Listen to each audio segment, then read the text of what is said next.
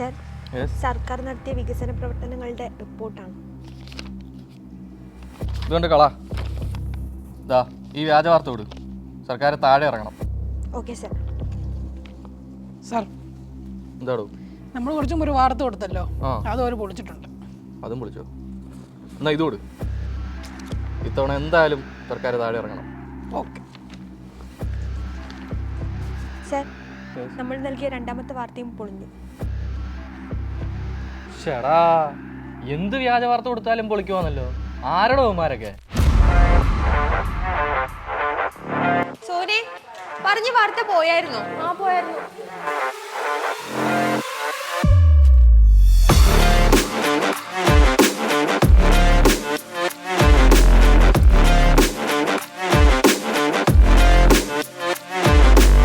Hello, മിനിസ്റ്ററുടെ വാർത്ത പോയിരുന്നല്ലോ. CMന്റെ പ്രൊഡക്ഷൻ്റെ ഒരെണ്ണത്തിൻ്റെ out ഇറങ്ങി, ഒരെണ്ണത്തിൻ്റെ നടന്നുകൊണ്ടിരിക്കുക, ക്രോസ് ചെയ്തുകൊണ്ടിരിക്കുക.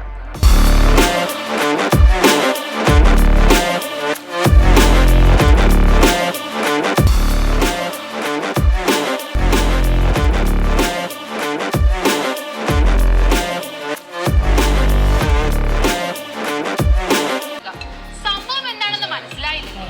ഞാൻ പറഞ്ഞു വന്നത് നമ്മുടെ പ്രമുഖ മലയാള ദിനപത്രമായ മലയാള മനോരമയുടെ മാപ്പ് പറച്ചിലുകളെ കുറിച്ചാണ്.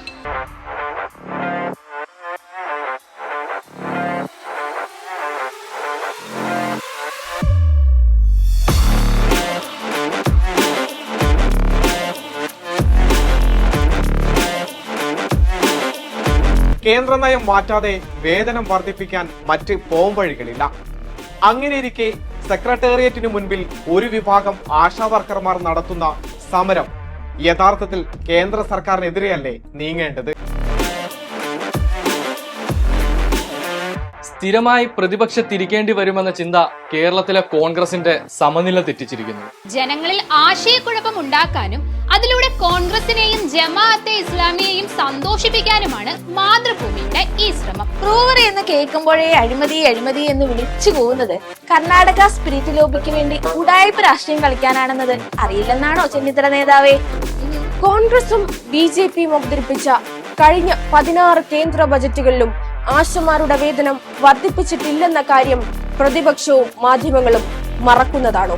കേരളത്തിന്റെ മുഖച്ഛായ അപ്പാടെ മാറ്റിക്കൊണ്ട് 6 വരിപ്പാത യാഥാർത്ഥ്യമാകുന്നു. ഇനി ഇഷ്ടമുള്ള സ്ഥലങ്ങൾ വേഗത്തിൽ പോയി കണ്ടുവരാം. കേരളത്തിന്റെ നേട്ടങ്ങളെ നുണഗോപുരങ്ങൾ കൊണ്ട് മറച്ചുപിടിക്കാനാവില്ല. പ്രതിരോധത്തിന്റെ ശബ്ദമായി കൈരളി ന്യൂസ് ഓൺലൈൻ ഉണ്ട്.